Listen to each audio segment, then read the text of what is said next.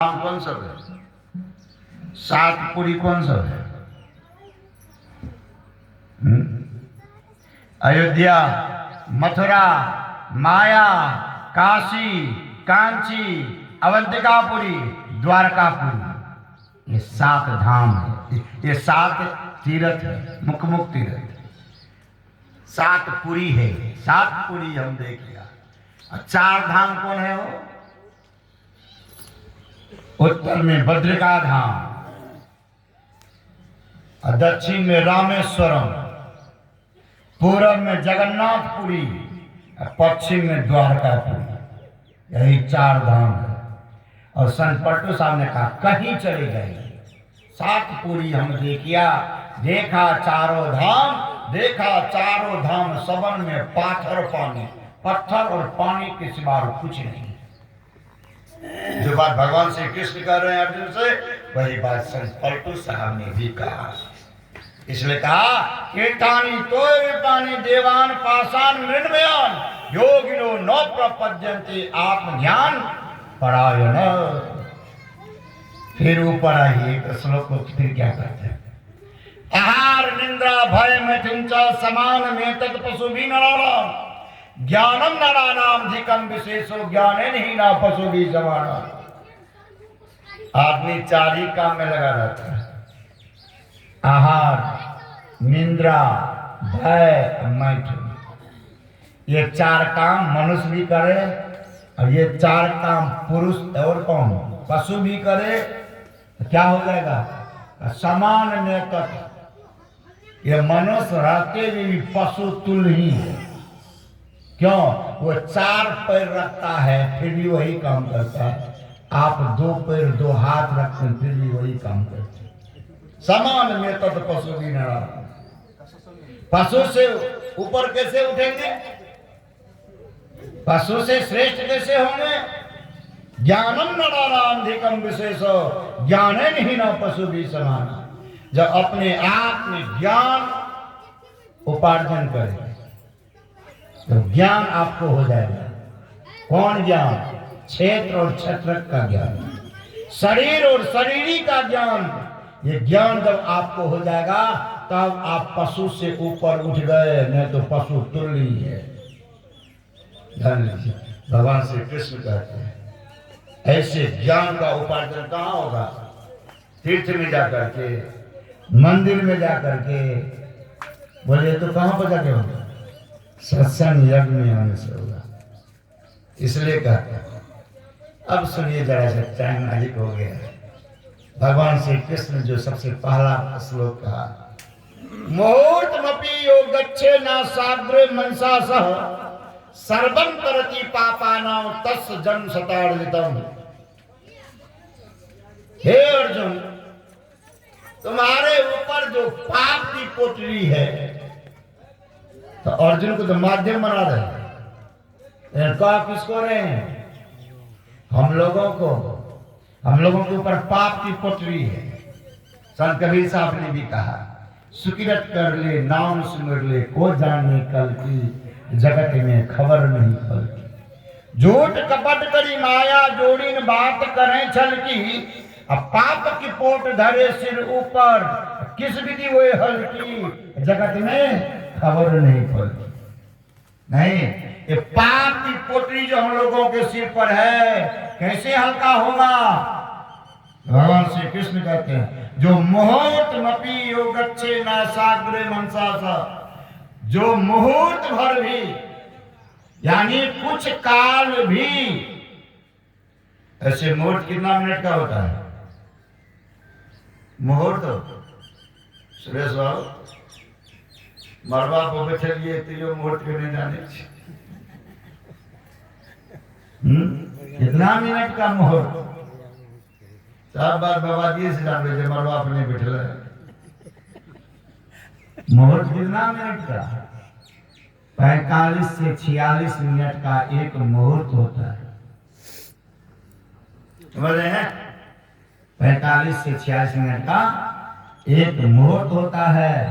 और ऐसे मुहूर्त के बारे में कहते हैं, लेकिन यहाँ 45 मिनट की गप नहीं है।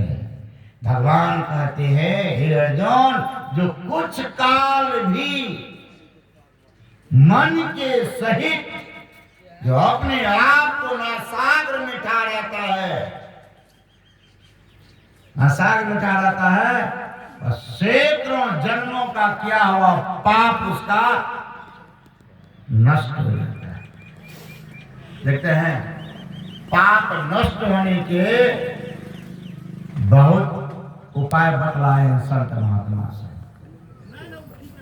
एक पाप कैसे नष्ट होता देखते हैं, तो तरीका क्या पाप नष्ट करने का, क्या बतलाते हैं? सतगुरु सतगुरु नित्य ही पुकारत। हम लोग पुकारते हैं, मंत्र का जाप करने से पाप क्षय होता है। सतगुरु सतगुरु नित्य ही पुकारत, छीजत पाप समूह। देखते हैं ना, पाला हुआ है। दूसरा कारण देखिए तो पाप क्षय करने का, भगवान श्री राम ने कहा पाप क्षय होने का उपाय बतलाया। शारदा तप निशी शशि अपहरई, शांत दरस जिमि पातक टरई। देख रहे हैं कैसे संत के दर्शन करने से पाप क्या होता है, क्षय हो जाता है, नष्ट हो जाता है। ये पाप क्षय करने का तरीका देखिए क्या है। फिर कहते हैं साधु मिले ये सब टले, काल जाल जम की चोट, सिर नवावत डही पड़े, अग पापन की पोट। देखे छिए पाप की पोटी जन्म जन्मांतर का जो सिर पर है, जैसे साधु के चरण पर माथा टेकिएगा, ये पटरी वही डाल, सिर नवावत डाई पड़े, अग पापन की पोट। देखते हैं जोरगामा गए थे, जोरगामा कहां पर है जोरगामा? मुरलीगंज से आगे जाइएगा मीरगंज, मीरगंज जदिया रोड में जब घुसिएगा 3-4 किलोमीटर के बाद जोरगामा है। उस जोरगामा में एक व्यक्ति, 4 भाई था वो व्यक्ति, सबसे छोटा भाई साधु संत का इतना खिलाफ था कि उनके दरवाजे पर भोले भट्टे एक वृद्ध साधु आया। उस व्यक्ति की मां उस साधु को जो चरण छू के प्रणाम किया, और उनकी पत्नी कराई थी अपनी सास को प्रणाम, आप वृद्ध हैं, साधु संत का चरण छू करके दान दक्षिणा कुछ दे दीजिए।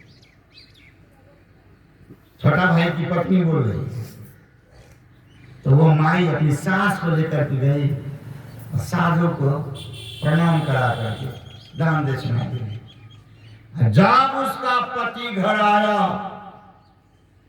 पति जैसे जाना कि हमारी मां को साधु का चरण छुआई है, तुम शाम के वक्त आंगन में घोलटा घोलटा के उसको पीटी। तुमने ऐसा काम कर दिया, हमारी मां को साधु का चरण से छुआ दिया। उसी की वही जब मां मरी, 3 दिन का समय मिला दिया, 3 दिन का। तो वो 4 भाई में से मंझला भाई की जो पत्नी थी वो दीक्षित थी। वो कहती है देखिए हम सत्संग कराएंगे, श्राद्ध हम सत्संग कराएंगे। तो वो कल नहीं, हम सत्संग फत्संग को नहीं मानते,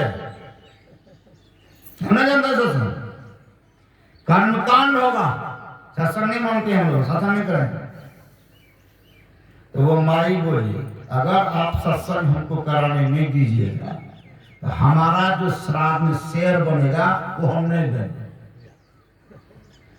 4 भाई से 6 लाख का एस्टिमेट बना था, एक भाई पर 1.5 लाख रुपया पड़ रहा था। कहा कि तब हम नहीं देंगे, हमारा मुरलीगंज में डेरा है, वहीं पर जाकर के सत्संग करा के सब काम कर लेंगे। नहीं माना। तो तीनों भाई रात में बैठा, देखो जी कराने में दो, क्या लगता है कराने में करेगा करेगा। इधर कर्मकांड भी होगा, गरुड़ पुराण भी होगा, उधर सत्संग भी होगा, कराने दो। 1.5 लाख टका तो शेयर देगी, कितना खर्चा होगा सत्संग में, कराने दो। वो माई तब हमसे समय बनाई, समय हमसे बनाई, बाबा समय दीजिए, आप ही को आना है। हमारे पास में समय नहीं था। शेखगंज के राम बाबा संजोग से हमारे मंदिर में ही हम कहे कि बाबा आप ही चले जाइए, हमारे पास में समय नहीं, बुक समय। वो माई उसी फोन, तब ये फोन करते, हम दूसरा बाबा को नहीं जानते हैं, आप आइए। जब वो राम बाबा उनके यहाँ गए, आप आइए, आपको आना है। तब हम अपना प्रोग्राम किसी तरह सेटिंग करके गए, लेकिन जाने से पहले वो फोन करती है कि बाबा भा सके थे, यहाँ का गैरो पढ़ सके थे। समय हम लोग कोई बात नहीं, थपड़ों पर चलते तो कोई बात, गैर देखे पूछे थपड़ों पर चल देते तो कोई बात नहीं।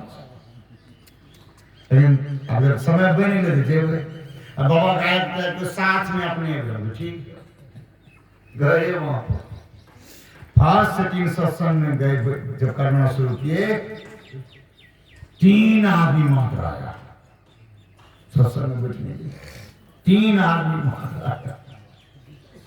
जब वो सत्संग सेटिंग खत्म हो गया, जब सत्संग में हम प्रवचन करने लगे, करता इधर उधर से सुने छटपट करे, आगे नहीं बैठने, छटपट करे, लेकिन सुनना। और गरुड़ पुराण जो हो रहा था, उस गरुड़ पुराण में जितना बात सुनते थे हम भी अपने निवास में बैठ करके, और उसी को बांटते थे हम भी संत मत के अनुसार प्रवचन में। वो जितना बात करता मेरा सुना, सत्संग समाप्ति के बाद हमारे निवास में आकर के वो बैठ करके हमसे फिर उतना ही वार्तालाप करे, सुनाए सब। तब दूसरे दिन के दूसरा सिटिंग में तब लगभग 53 लोग आया था, हम गन रहे थे कितना लोग आया, 3 से 53 लोग, देख लीजिए। फिर अपराह्न काल का सिटिंग में फिर तो लोग की संख्या बढ़ गई। तब करता कहता है, बाबा आप जितना बात सुनाते हैं उतना बात, जब हमको ये कहा था आपको गाली भी सुनना पड़ेगा, तो हम कुछ पुस्तक बैग में रख दिए प्रमाण के, बैग में रख लिए थे, तब लेके गए थे। तो कर्ता को जब आवे हमारे पास बैठे, तो कर्ता को निकाल करके हम दिखाते थे, हमारे ऊपर तो उसको पूर्ण विश्वास हो गया, बाबा जो करते वही बात सत्य है, ये जो कर रहे हैं यही बात सत्य है। और जाने के क्रम में वो आदमी हमारे पास आकर के, और क्या, इसी समय अंतिम सुबह का सत्संग बेसवा था, पंडाल में बैठ कर वो करता, बैठ करके भोकार विरोध कि हम कितना सत्संग का विरोध करते थे, और हम अपनी पत्नी को आंगन में भलटा लाठी से डंडा दिया। हमारी माँ को साधु के चरण पर माथा टेकवाई थी, वही माँ सभी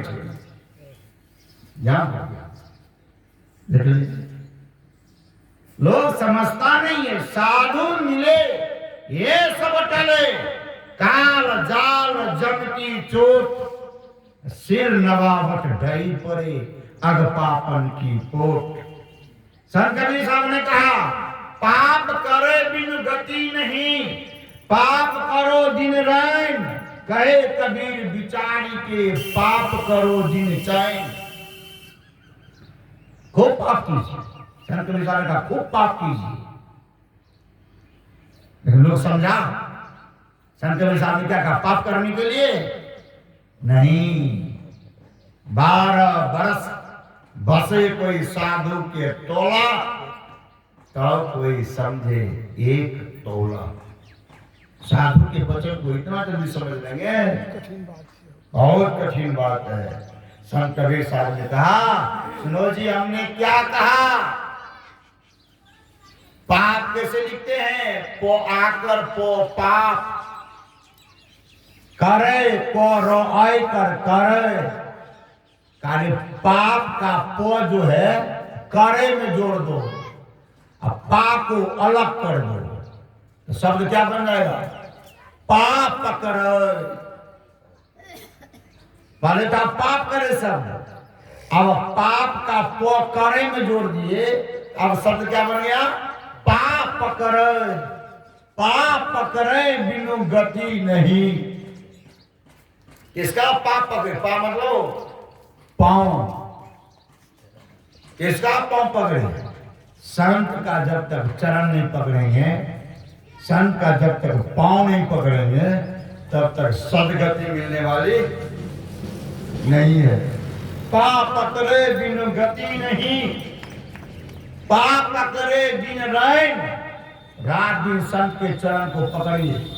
पाप पकड़े बिन रैन, कहे कबीर विचारी के, पाप पकड़े बिन चैन।